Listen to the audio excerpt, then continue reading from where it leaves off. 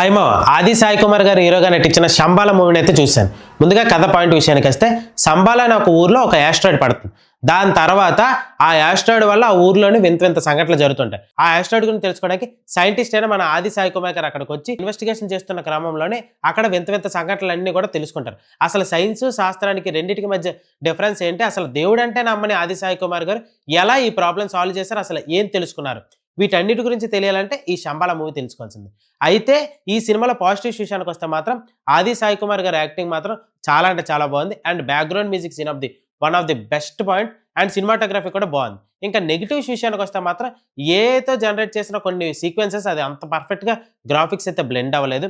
And అలాగే climax ఈ సినిమాకి మైనస్ పాయింట్. ఎందుకంటే క్లైమాక్స్ అంత ఈజీగా ఎలాగా అయిపోయింది, కన్విన్సింగ్గా లేకుండా అయితే అయిపోయింది.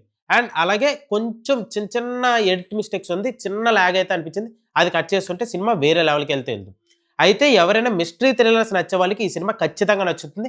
ఒకసారి చూసేయండి. ఆది సాయి కుమార్ గారికి ఖచ్చితంగా కంబ్యాక్ మూవీ ఇది. ఈ సినిమాకి షోగడ్ ఇచ్చే రేటింగ్ 3/5. మరిన్ని మోర్ ఫిల్మీ అప్డేట్స్ కోసం సబ్స్క్రైబ్ టు షోగడ్ ఛానల్.